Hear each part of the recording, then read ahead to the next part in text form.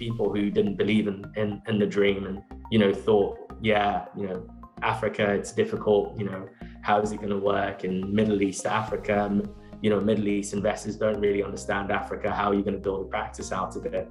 But yeah, as Black individuals, we have to be, and I'm not going to mince my words, we have to be twice as good as everyone else.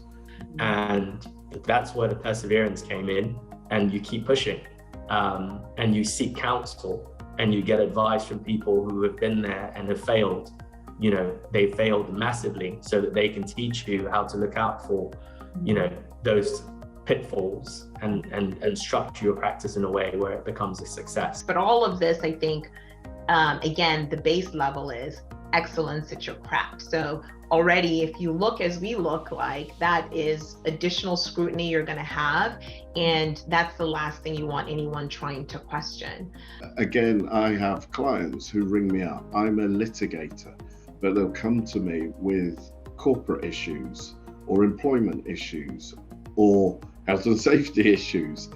But they know that if they come to me, I'll make sure that it's sorted, and I'll pass them on to the person I think is best placed to help them. So the trusted advisor piece is, again, absolutely vital in building your chances of becoming a partner. The other things I just want to mention is sponsorship. So sponsorship isn't just for partnership or to achieve partnership. It still goes on now. I mean, I have a sponsor now who will prepare me for, so I'm part of this equity partnership. I want to be senior equity now. So this is kind of, the sponsorship never stops. And what's been quite eye-opening for me over the years, a bit like Harold said, is the sponsor that I had at Pinson's, who initially wasn't my fan. I mean, I met him and he said, well, how are you going to deal with our corporate clients coming from a kind of legal aid background? And I said, we'll give it 3 months and see where we stand. And after that 3 months, he was an absolute convert.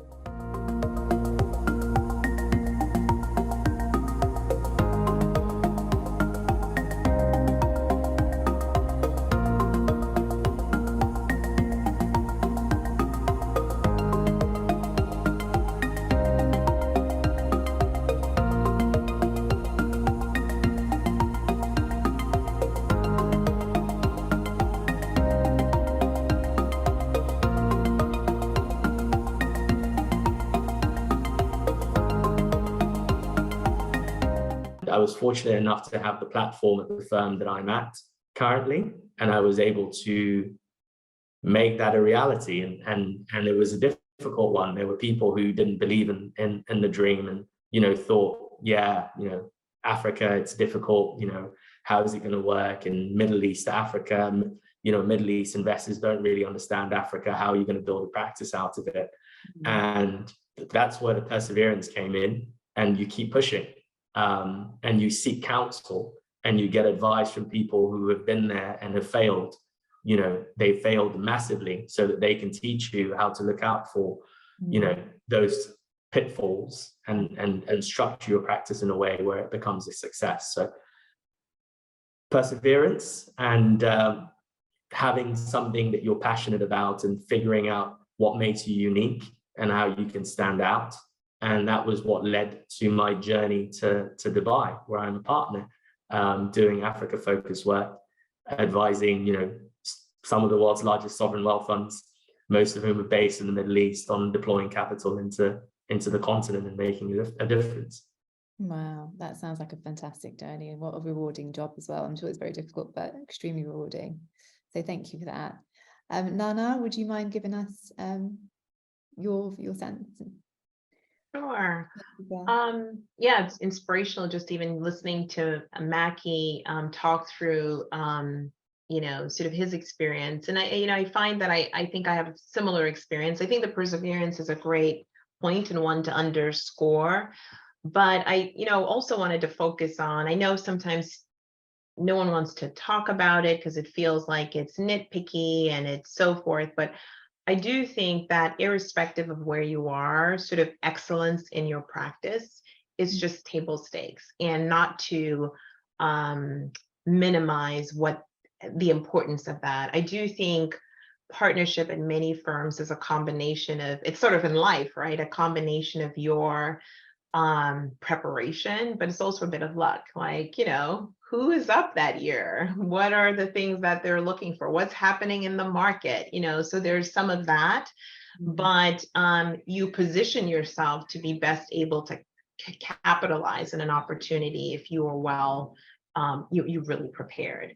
And so, and I think it depends also on the institution that you're in and understanding your particular institution. So my experience was that I started, you know, sort of a similar trajectory. I started in New York at Deloitte. And Deloitte is the type of firm where to make partner, you're not demonstrating that you can bring in business. That's not the model. You're a service partner. So you need to be excellent at your craft and you need to be client facing. That's your success. And that's the model, because the rainmakers bring in the clients and you service them. And as you develop as a partner, you inherit those relationships. That's a different model from when I moved to where you know, I had met Mackie at King & Spalding, and it's different from the model of the firm where I am now, where I think an articulation of your ability to bring in business and so forth is an important piece. But all of this, I think, again, the base level is excellence at your craft. So already, if you look as we look like, that is additional scrutiny you're going to have. And that's the last thing you want anyone trying to question. The other sort of ways in which I think Mackie's experience and I match a little bit is I also feel like my path was a little bit unique in that I had, you know, experience as a federal prosecutor. Right. Now, depending on what your, you know, there may be your practice group or sort of the nature of your work, where I do think it's very important to be able to have skills that the people who are around you didn't give you, right? There's power in that. It's on its own, it's marketable and it's valuable. And that also provides you leverage in conversations around partnership and so forth. One of the things that I thought was a strategic mistake I made was when I left government, I was, you know, I had a young child. I said, I'm moving to a new city. So when people asked me the partnership conversation, I said, I'm not ready for all that. I'm just I need some runway. And I think that understanding where, how your firm operates, where you would fit in, whether or not, if you are able to leverage prior experience, whether that's the point in which you leverage that into a partnership, that's all things to think about. And then for me, what I think became clear was while I was at King & Spalding, I'd always done Africa-focused work in different capacities, always had a desire to do it, but it was really there that it became clear to me that I was waiting for someone else to do it. What I saw was significant opportunity, particularly in my space, in the investigations, compliance work, very similar to Kizzy's experience, that there was opportunity that I was waiting for someone else to push forward and I would be in a supportive capacity. And had a bit of a paradigm shift where I said, why am I waiting for someone else to do what I'm perfectly positioned to do? And it was in the process of really building that DLA Piper came to swoop me up. So that sort of was my arc. And similarly, seeing an opportunity to both follow what is a passion combined with what I saw was a market opportunity. And frankly, seeing that all all sort of integrated in a very nice way to both sort of partnership at a global firm, doing the sort of work that I want to do, but with the sort of infrastructure and support that would ensure my success in the space. So that's what I would share. Thank you so much for sharing that. It's a fantastic journey. And Harold, if you can also comment. Shall I repeat? No.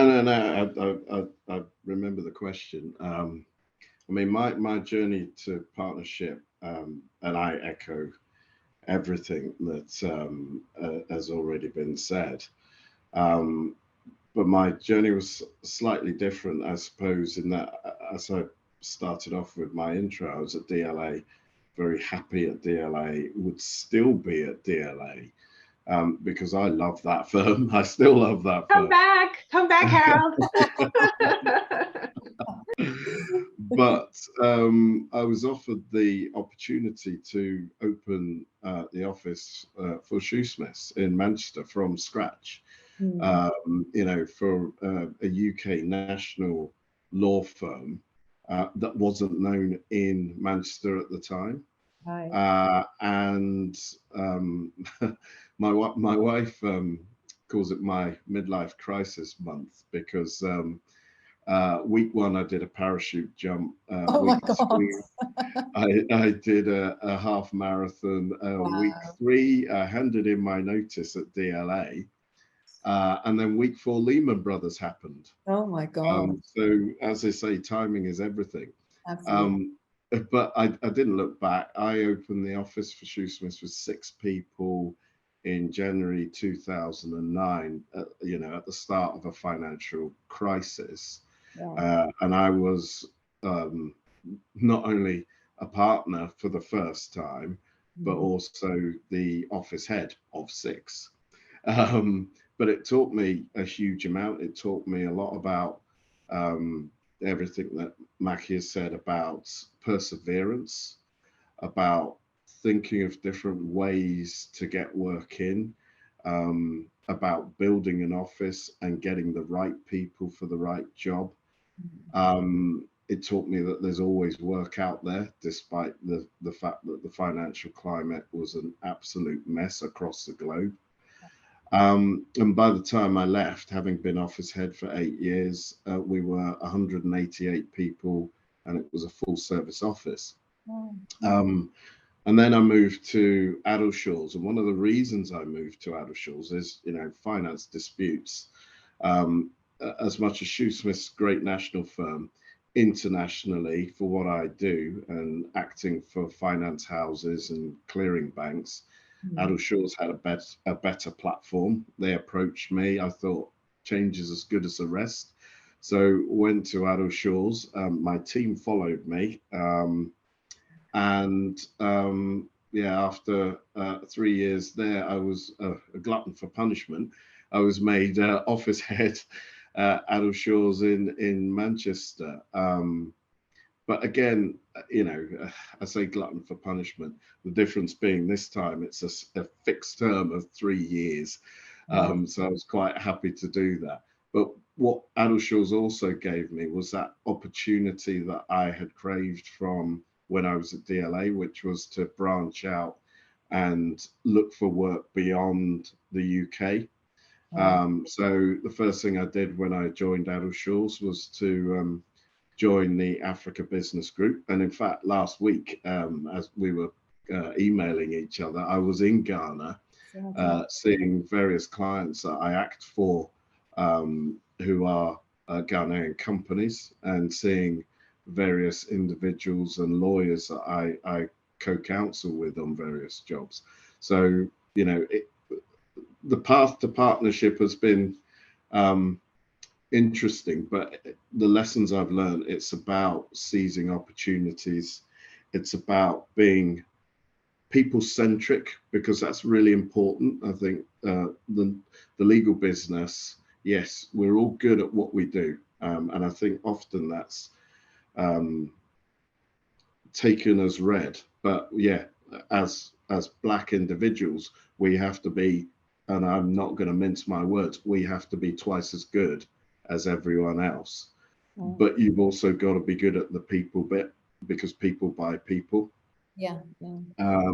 And celebrate your differences. And I won't go on for too long, but one of the things I was told as a trainee when I was, it was the second day of my training contract, and I was called in to the senior partner's office, who was entertainingly called Ian Lawless. And it was in the days when you could smoke in your office. So I sort of had to contend with a cloud of his cigarette smoke. And then he sat me down and he said, Harold, you and I are very similar. And I looked at him and he looked at me and he said, yes, I am white, you are Black. However, I am ginger. and he had a full shock of ginger hair, full ginger beard, and he said, so, you know, when you go to court in the same way that I used to go to court, people will remember you. So you make sure you put your best foot forward. And he was right. That advice has stayed with me throughout my career. And I sort of celebrate the fact that, yeah, sometimes I am the only one in the room. But I know that no one's going to forget. I mean, I checked. I don't think there are any other black lawyers in the whole of the UK called Harold. So it works, and you've got to make those things work to your advantage. So that's one of the things I would add to the conversation. Thank you so much for that, Harold. And Kizzy? I'll be short. I promise I had a list of things that I was going to say, and the three that have spoken before me have said exactly that. But let me just in a kind of 2 minutes or less just explain my journey and some of the reasons why I think the skill sets certainly that have been mentioned, but perhaps a couple of others are important. My very short journey, or very long journey actually, has been quite varied.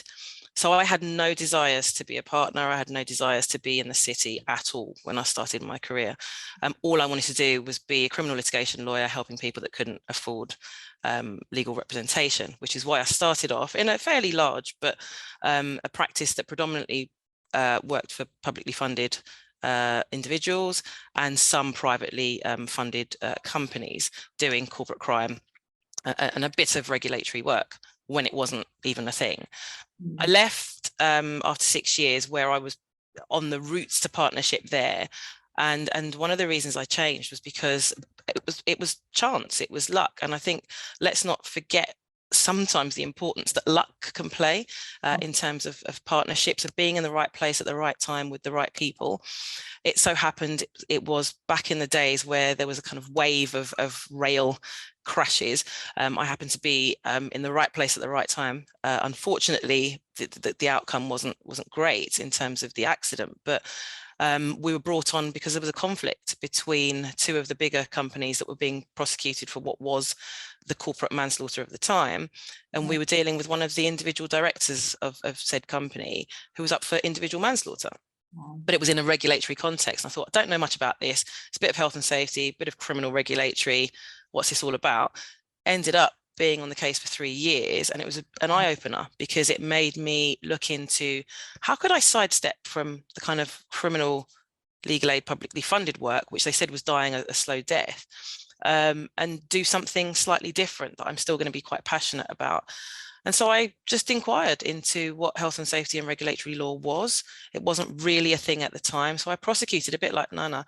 I went to prosecute for local authority for a couple of years, hated it immensely, but it was great to see what the other side was like, how they made decisions, how they worked within, you know, the one client base. And the reason I hated it was not because of the topic area, but it was just not challenging for me. Particularly in the UK, I just think you bring cases, you might advise your corporate client who will listen or not listen. So for me, I just wanted a bit more than that, but I think I took a lot away from the experience. And then I went into the city where they were starting to think about regulatory law and health and safety and security risk and what that was all about. So I went to Pinsent Masons for 10 years, which I thought, like Harold, was going to be forever home. Absolutely loved it there. But issues about partnership came up there. And I was a bit concerned that I was surrounded by 400 plus partners and not a single one looked like me. At the time, I was ready for partnership. And when we had those difficult conversations, nothing really seemed to change, but I was offered other things. They couldn't fault me on fees or capability, but it was just the climate wasn't right, or we'd gone through a merger. So again, we had to accommodate some other things. And I think one of the skills perhaps that is quite useful is being brave enough to make a change. I could have stayed at Pinsent's. I'm pretty sure I would have stayed and been partner there, back in 2017. But I think the bravery of wanting to do something else. And actually, I didn't have to go out and look. It was quite fortunate because a firm called Russell Cook, which is based in Bedford Row in London, asked me to come. And at that time, I was 5 months pregnant. I wasn't really sure, it was my second child, wasn't really sure if I was ready to move. They just said, well, wait, we've been looking for ages for someone to do health and safety with us. We think that's you. Go on maternity leave with Pinson's and come back when you're ready, which I did. And it was brilliant. And it was great to start a practice from scratch. They're a very accommodating firm, brilliant to work with, great partnership.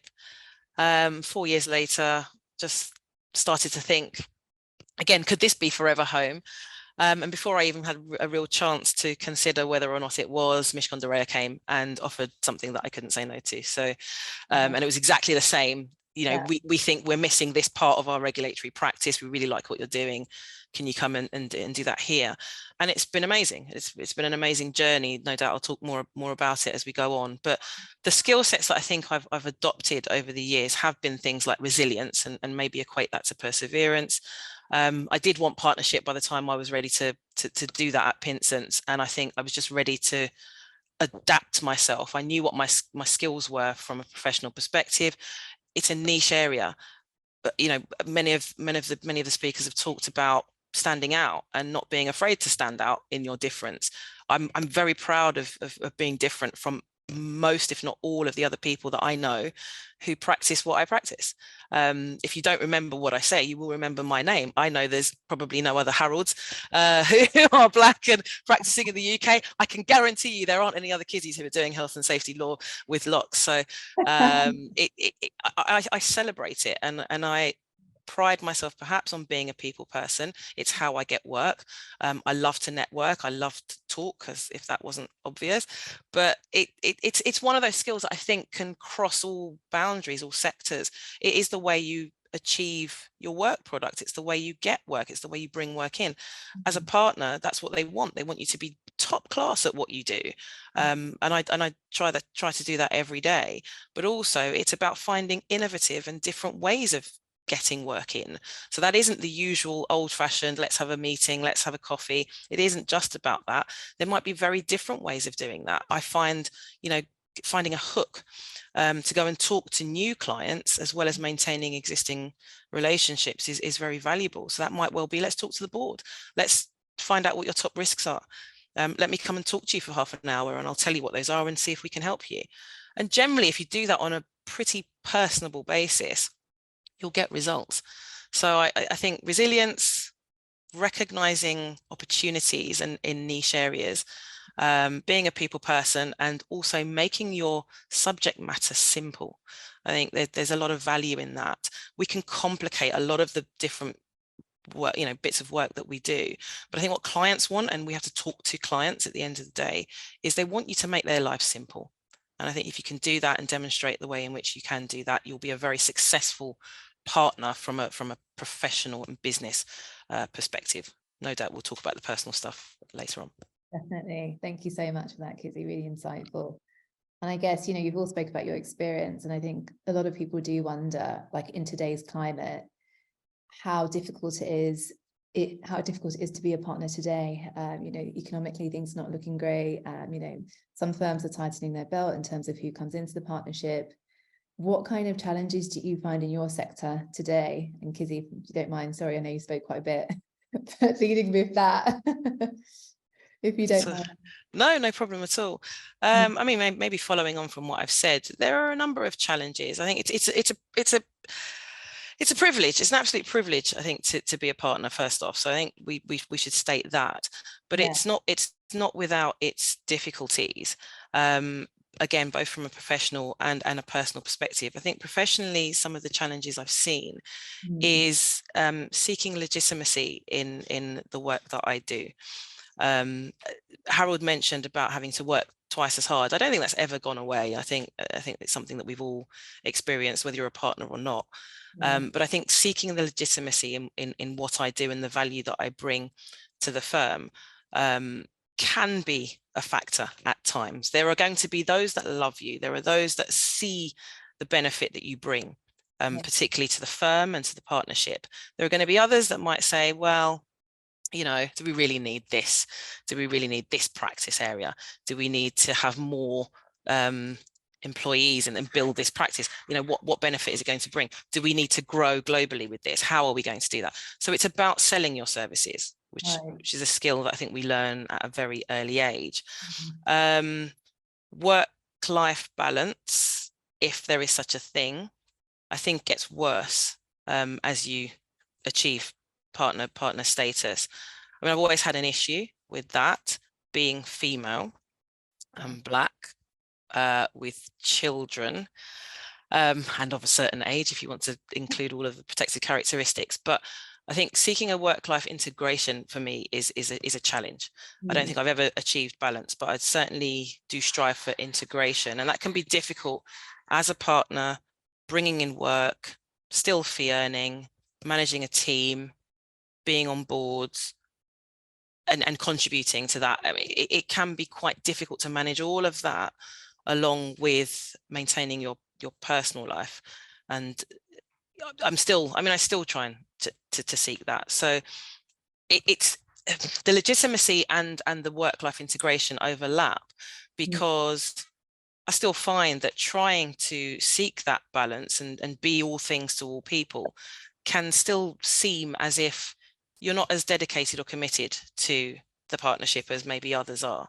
There will be others who can go over and above and be at all of the events and all of the networking meets, and, you know, they'll do lots in that space, and some of that will be part of their rainmaking opportunities. Mishcons love a party, so I mean, yeah, I'll be as many as I can, but it can be quite difficult to do the 3 or 4 events a week needed maybe to kind of achieve the relationships that you need. So you know, those have been some big challenges, and meeting targets. I mean, meeting targets can be quite difficult also. I mean, we have financial targets, we've got other benchmarks that we've got to meet, and it can be quite difficult to do all of that. You know, your day is blocked up with business development meetings or internal meetings, and that can be quite difficult to then balance that with fee earning work and going out, traveling, you know, abroad or otherwise. All of that, I mean, it's huge, but it's completely doable. And I hope that's, you know, even if there are challenges, which no doubt others, I'll leave maybe others to talk about race, but I don't see race necessarily as a overarching challenge. I think it's the way I strive to become the best that I am, so that people won't lead with a race issue. But you know, it's not without its troubles, and I just think if we can lean on each other, do things like this, we talk about these things and normalize some of the challenges that we have, I think we'll be able to overcome them. Absolutely, thank you for that. And Mackie, if I can turn it over to you. Yeah, I think 2 things. The first is, you know, once you make partner, there is the need for you to build your business, right? At the end of the day, you're essentially building your business with the banner of the firm, and that has its pressures and that has its expectations. And a key factor in that is your ability to win over clients. And a lot of the time you will be dealing with people who are meeting someone who looks like you. You know, I work in Dubai, right? I have clients in the Middle East who are not necessarily, I'm possibly the first person that they have spoken to who looks like me. A lot of the time, you know, people have different expectations. They see my name is Mackie O'Sullivan, and I turn up to the meeting and I rock my afro with pride and I get on with it. But you can tell when, you know, people have certain expectations or certain ideas, and you walk into the room, or they talk to you on the phone, or they've exchanged emails and they haven't necessarily looked you up. So there are those hurdles that you need to overcome. But it's not even just a race thing. It's also just in terms of different cultures at the end of the day. And it's being able to adapt and being able to be liked by your clients. finding commonalities in all the differences that you may have, because at the end of the day, it is a people business. You need to be able to get on with your clients. You can do an excellent job, but I guarantee you that there are other firms and other partners who are able to do an excellent job. And one of the things that clients really appreciate is just the ability to get on with their counsel. There's a term that was used by, one of my mentors, and it's stuck. And it's something that I work on a daily basis, which is being a trusted advisor. What does that mean? That means that your client needs to feel like, hey, when I pick up the phone and I speak to Nana, I know that everything is going to be fine. She's going to have not just a solution, but I'm comfortable around her. I'm going to enjoy that meeting, when I, go and meet with Harold, and it's going to be a great conversation. And it's not just about work. They need to be able to feel that, yes, there's a bond, there's that relationship. So there's that challenge that we need to deal with. I think when you're not a partner and you're just a fee earner, you're a bit sort of, you can get away with not having to do that more so, because it's not necessarily expected of you. But when you're a partner and you have a book of business and you're supposed to have clients, it's critical that you're able to get on with them. And those clients are going to come from different backgrounds. They're going to have different expectations. They're going to have different personalities. And you need to navigate those different backgrounds, personalities. Some of the clients are going to be very difficult. They're going to be difficult personalities, and you need to be able to overcome that. And you need to be able to work around that and be smart about it, right? And that in itself is a challenge, while navigating all of the pressures that, Kizzy mentioned in terms of financial expectations and, billable hours, in addition to doing a great job and, finding time to spend with your friends and family. So I think that's my 2 cents worth in terms of the challenges, but I'll leave it there and see if there's anything else that someone else wants to add to that. Thank you so much, Mackie. Harold? Yeah, I mean, Kizzy and Mackie have both summed everything up so eloquently, and I totally and utterly agree with everything they've said. The challenges I personally have faced are probably the same challenges that everyone on this panel has faced. But key amongst them is the spinning plates. It's with great pride that I talk about the different hats that I wear, being on Adil Shaw's global board, head of Manchester, head of my team, bringing in the work, doing the work. But that comes with a price. That's hard work. And yeah, that's a challenge. And then I always chuckle to myself. Our year end is end of April.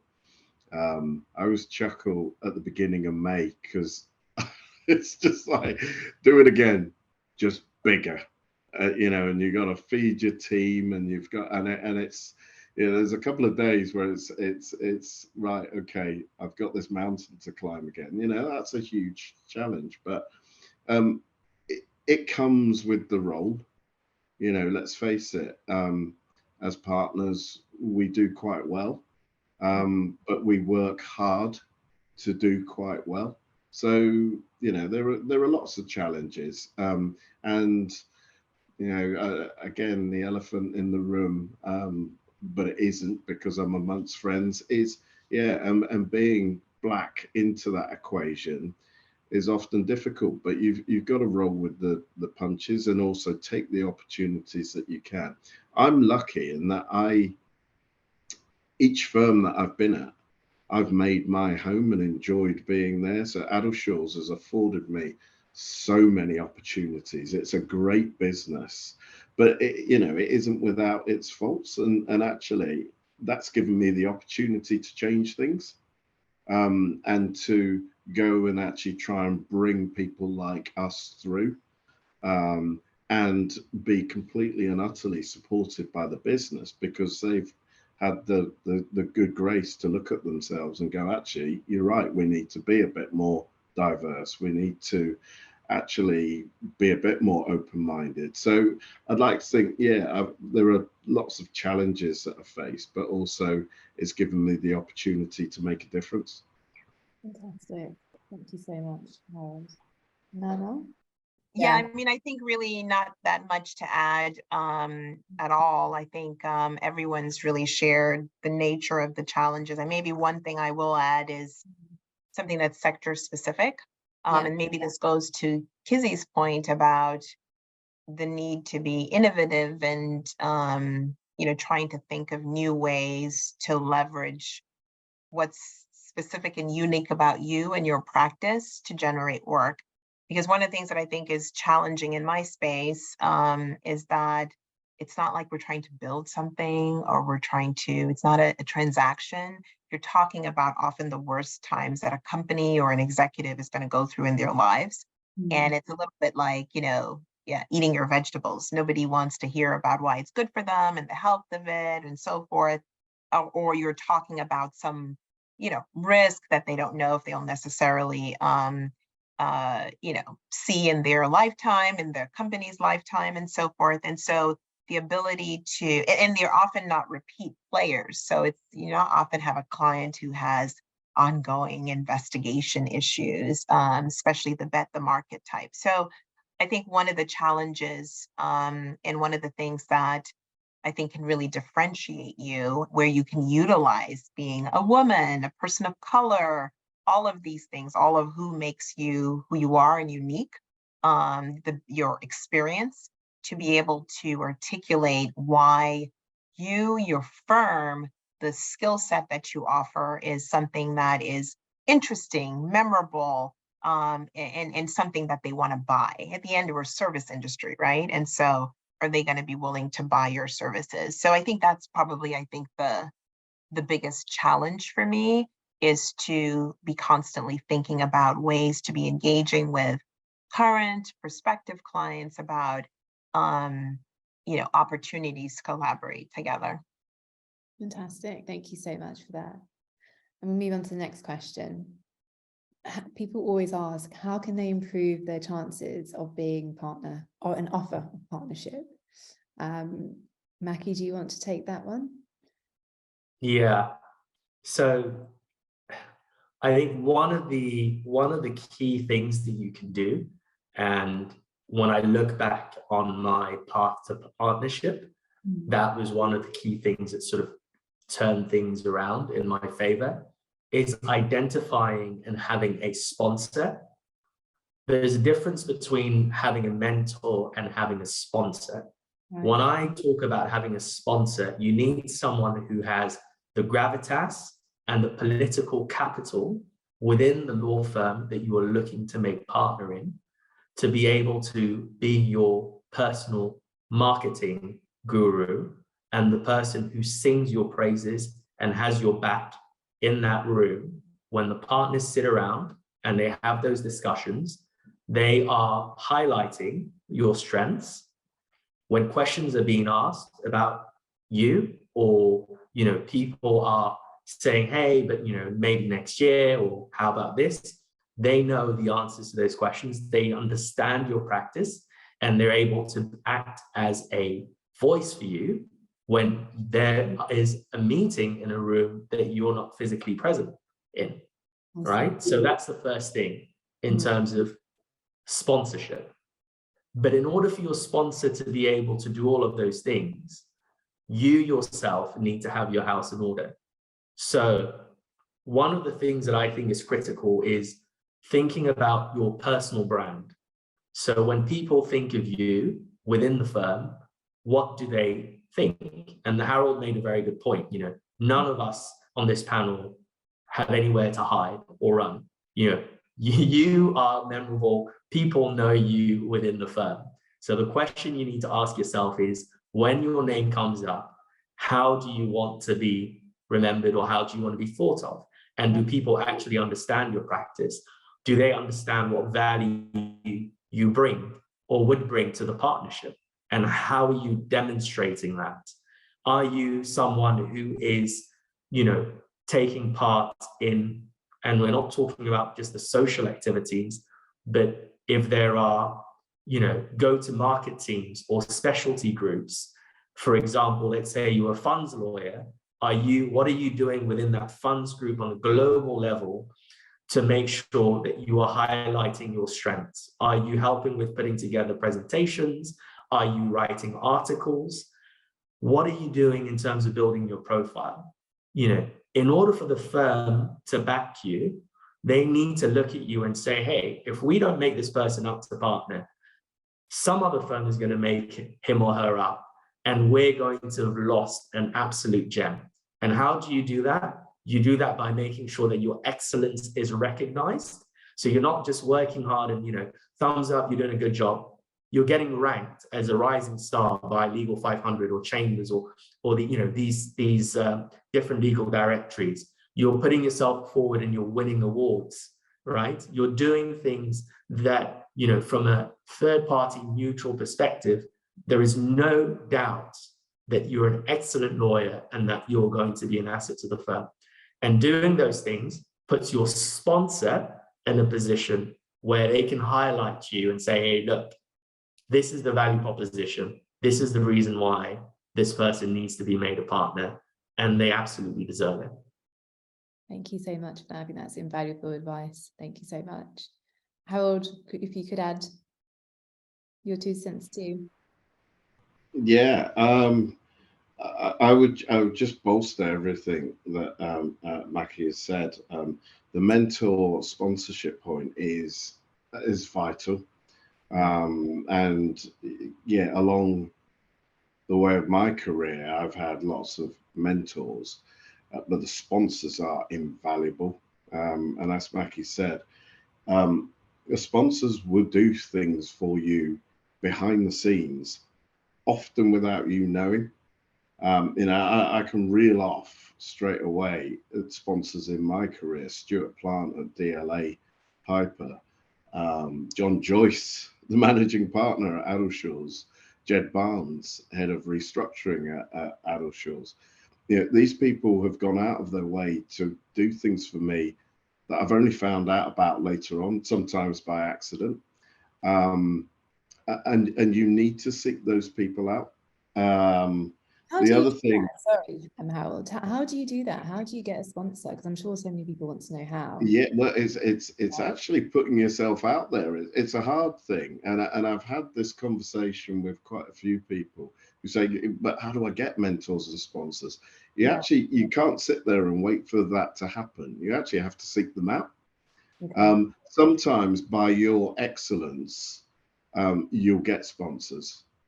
And I would like to think that the 3 names that I've mentioned spotted that I was a talent, and so were quite happy to really back me.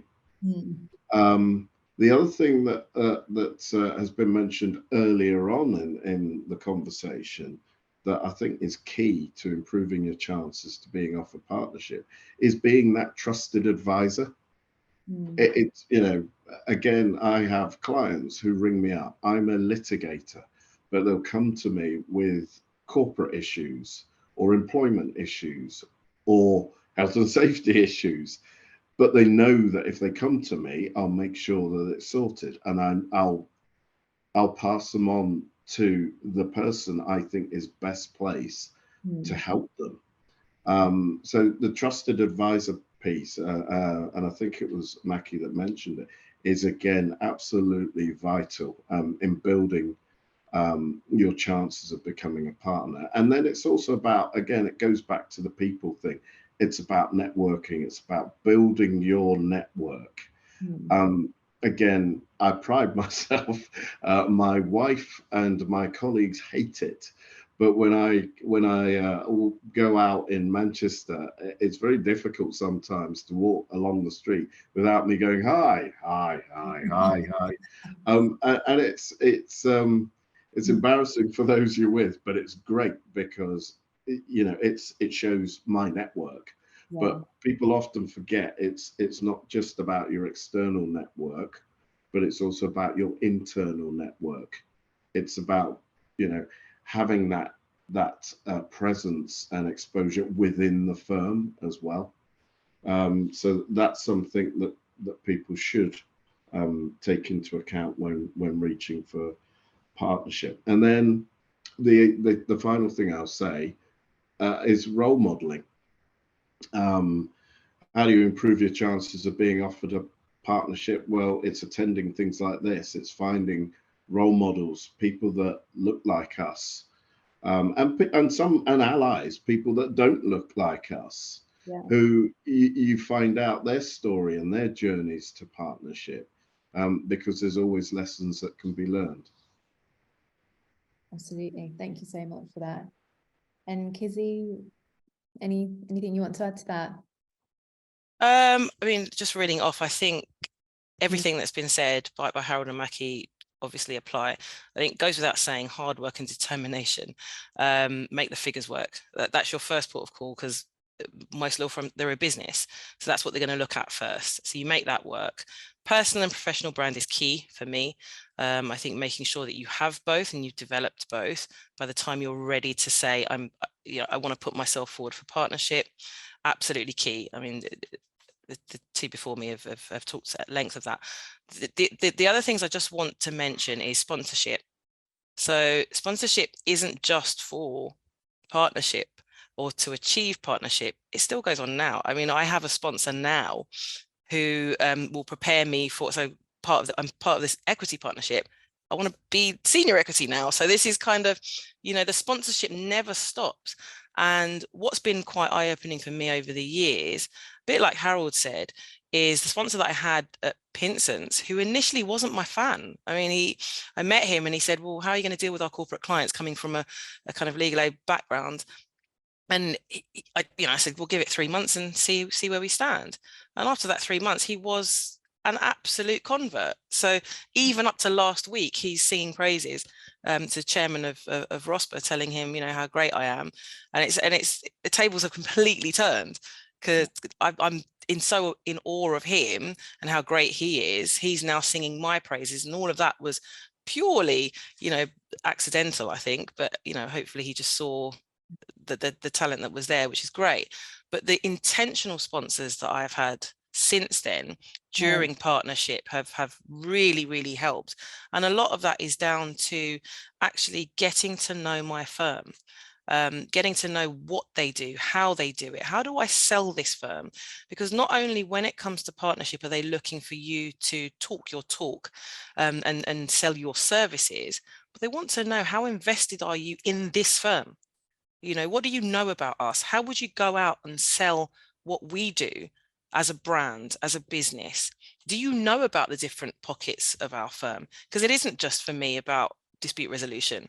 I need to know about our innovation team. I need to know about our tech team. I have very little experience of AI and how that works, but I need to know, because I need to be able to talk about this stuff to bring work in. And it isn't just for my team. I'm feeding the firm. I think the mindset changes when you're a partner. To think like a partner, you've got to think away from, how do I get some work in white collar crime team or litigation? No, I'm thinking about, how do I get work into my firm? And it's a very different mindset, and there's a transition, I think, period for that. So getting to know your firm, I think, is big. And finally, for me, I think, love what you do, because if you love what you do, that's going to show in the conversations and the relationships, and that builds up the whole trusted advisor piece. Again, we talk a lot about that at our firm. If you love what you do, it will shine through, and it makes the rest of it quite easy to fulfill. Thank you. Thanks for that. Nana, is there anything you want to add? Really don't think there's much at all to add. That maybe just one point on the sponsorship and mentorship, just to underscore what it is Kizzy was saying, is that I felt in my career a lot of these both sponsors and mentors have come out of an organic relationship that's been focused on really good work, that you've done good work for them.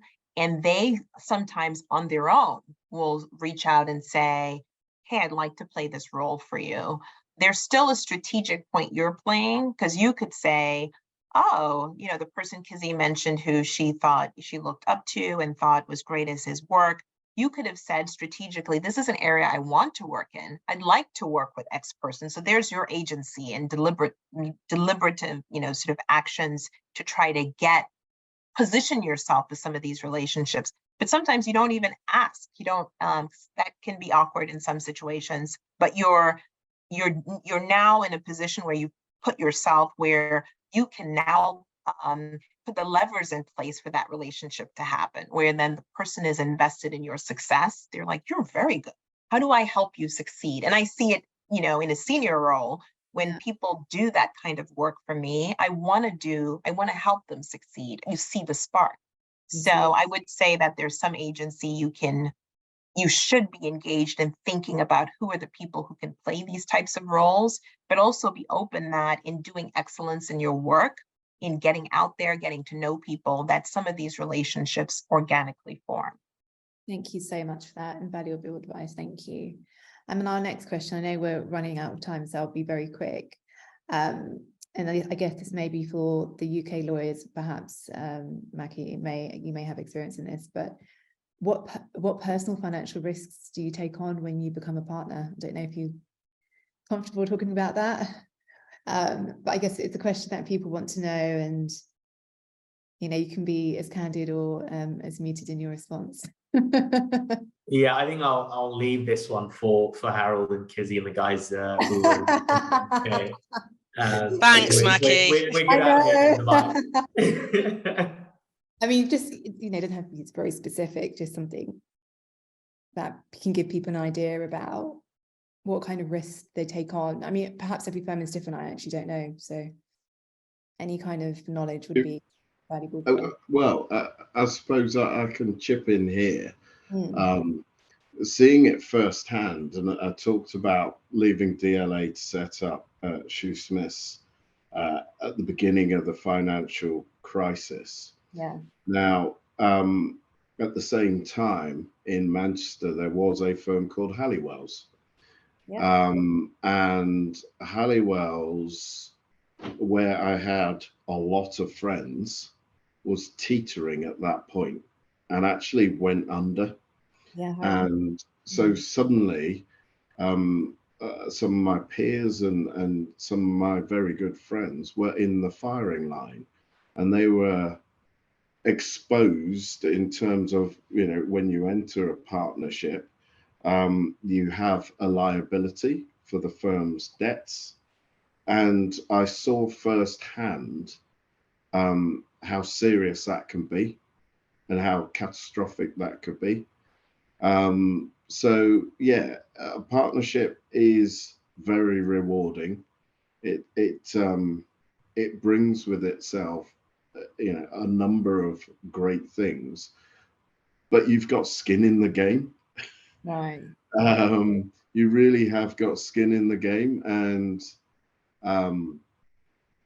it's something that you have to keep your eyes open about. And again, it goes back to what Kizzy was saying, in that actually your mindset does change. And it wasn't just because I was starting an office for Shoesmiths that I had this frontier spirit where everyone batted for everyone else. And when I went out to market, I was a disputes lawyer, I was a corporate lawyer, I was a real estate lawyer. But I think regardless of that, your mindset does change. And I still do it at Addleshaws, in that you want the firm to succeed. Absolutely. Because if the firm doesn't succeed, it's a business. It goes under, you go under with it. So yeah, I mean, you have to take those things into consideration. As I say, having seen it firsthand with two firms in Manchester, two very big firms in Manchester, it's not a decision that you take lightly.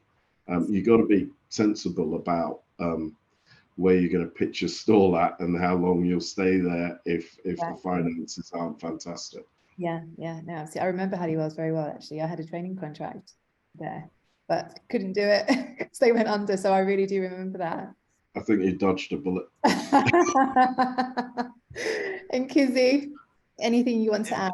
I know it's a topic. It's all right. No, I mean, I can be as general as I can. And I do remember the Halliwell's fallout. We actually sucked some of the lawyers up at Pinson's. So I do remember it well. I mean, thinking with the professional hat on, Yeah. Generally advise directors and sort of senior individuals of businesses about regulatory risk all day long. So, I mean, with partnership, it comes great responsibility, but it is, and we've seen it from individuals who are pursued for making bad decisions. The financial risk may well fall to personal fines for getting it wrong. And as I said, some of these have been very well publicized. So, taking on a partnership role isn't something that you should just do willy-nilly. Obviously, you've got to understand what comes with that responsibility. So there's that part, which obviously Harold has touched on. I'd also, just from a practical point of view, the kind of initial outlay that you have to put out in terms of joining a partnership, and that will be different at different firms. So can't really put figures on it. But you'll either be a very lucky person and have great savings that you want to invest in your business, or I think some firms will offer a loan to then put forward as your contribution to the firm, and that will then set perhaps some of your targets to be met in respect of your contribution and your outlay.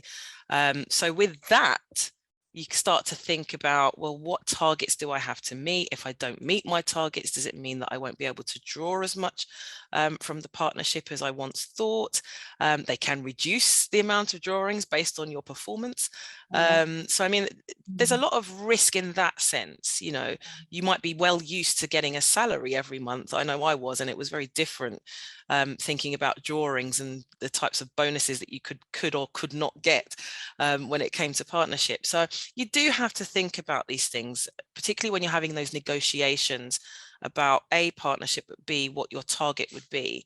It has to be realistic, but it also has to be something that you think, I can strive towards, and I can perform well, because I don't want to have a high target, have more drawings, and never meet those targets, because they will simply reduce the amount of drawings you get, and you'll never get a bonus. So I think understanding the financials behind what's expected of you as a partner, and what's expected of your teams, and what's expected in respect of origination versus fees, and you need to have an understanding of the way in which your firm works, because the risk is you could end up with less than you initially set out. Understood. Thank you so much for that. And very quickly, what advice would you give to your younger self today? Is that for me? Yeah, for everybody, for anybody. I know Nana has to go because we have run over. No, let Nana go first. Yeah. Didn't have to go first, but I can, sure, I can respond to that question. Love the comments from Kizzy on, I mean, I think the end of the day, it's like with everything, really read the fine print.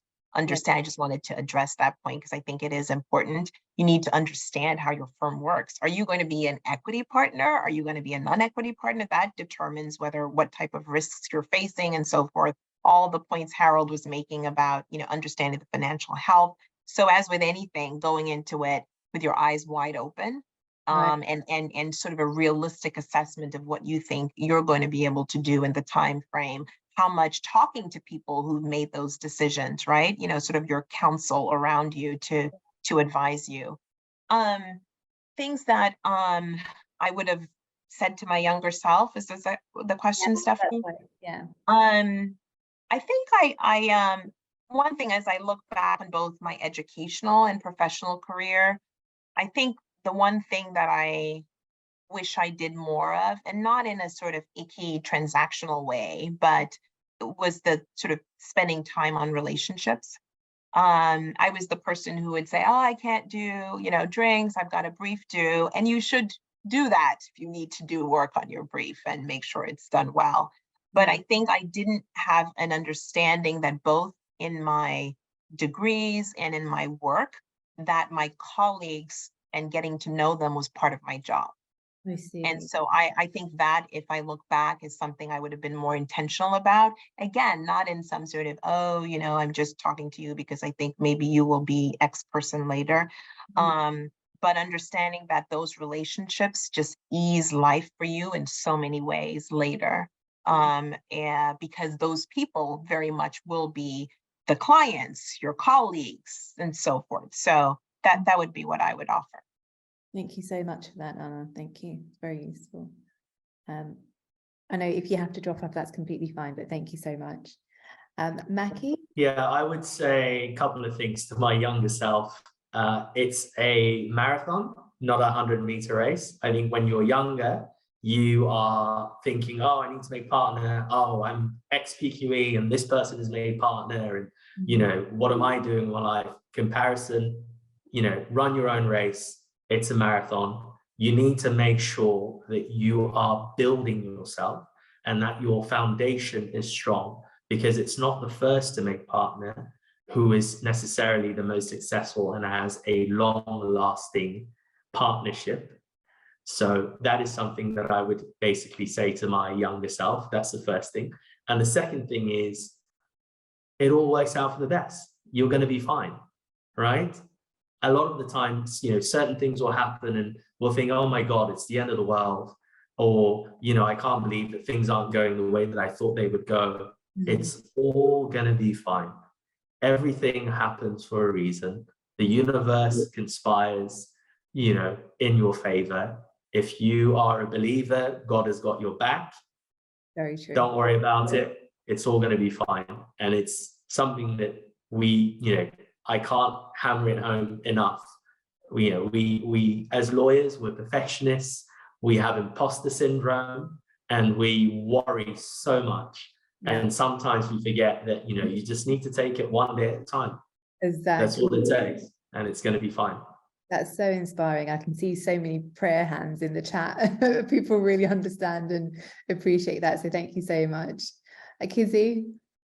Right, I promise I'm not lying. I had exactly what Mackie said about it's a marathon, not a sprint. And actually, I'm going to take from that we all align with, you know, the thoughts and feelings of being partners in our fields. But four very quick points. One is be authentic. I think as a young person, I just wanted to make sure that am I okay to be who I am, and I, you know, would do things with hair and stuff to kind of fit in. I'm at a stage now where I don't really care about fitting in. Actually, I'm leading my own race. So I think I would tell my younger self, just be authentic and remember who you are. The second one was about it not being a sprint, but actually not worrying about what others are doing. There's a lot of competition kind of going through the ranks. Who I am is my superpower, and that's kind of back to being proud of who I am and what I do, and showing that difference is a strength, not a weakness. And the final thing, which is just quite pertinent to me, I don't sleep very much, and that's how I fit everything in, all of the business development and work and socializing and all of that. So I think I'd tell my younger self, get some decent sleep, because you're not going to miss out on anything. Thank you so much. I mean, there is so many questions in the group. We won't get to them all, unfortunately. I'm really sorry, guys. But you know, I can perhaps send emails to our participants, you know, with your email address if you permit me to. So just apologies, everyone. We won't be able to get to all the questions. Sorry, Harold, if you can comment, your younger self. To my younger self. Well, I always, the advice I always give to my mentees and people that I work with and trainees is the advice I never actually ever took, which was have a plan. I always say, if I had a plan, I'd be president of the world. I'm shocking. I generally work hard, and I understand that my career is not linear, it's not straight up. But perhaps if, as my younger self, I'd started with, right, this is what I want to achieve, and then work backwards, so that I always sort of, you know, I might go about it in a windy way, which is probably what I've ended up doing. But yeah, have a plan, and It's not a rigid plan, it's a flexible plan, it's a fluid plan, it's an evolving plan. But have a plan. Where do you want to be? And go back to it each time. But the overriding advice everyone has said is, I'd say to my younger self, don't worry, everything's going to be fine. Everyone ends up where they need to end up. So yeah, everything's fine. Okay, thank you so much. Very inspiring again. Kizzy, if you don't mind, somebody in the group wants to know, and I quickly find it, how, and you say you don't get much sleep. They've said, how do you integrate, your life as being a mom, very ambitious, what practical steps do you take to achieve all of what you do as a working mom and, very high ambition? Still figuring it out. No, I do. Obviously, I multitask, but I mean, I'm actually going to rest on the authenticity and bringing yourself to work. I don't shy away from telling colleagues or clients about my home situation. I have 2 children. There are going to be times when I've got to leave at a certain time, and I do. I work fairly flexibly. COVID, and maybe that was a question as well. COVID has been a help and a hindrance. So professionally, COVID was awful because there were no prosecutions and no investigations. But personally, the flexibility it afforded a lot of us was extremely helpful.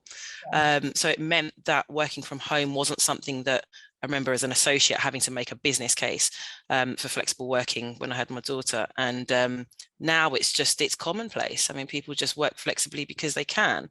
And as long as it works for your team and your group, then that's great. So, I mean, I make full use of the flexibility that I have. I tend to go in 3-4 times a week if I can, but if I don't, then if I go in once a week, it's great. But as long as it works for my team, I make it work.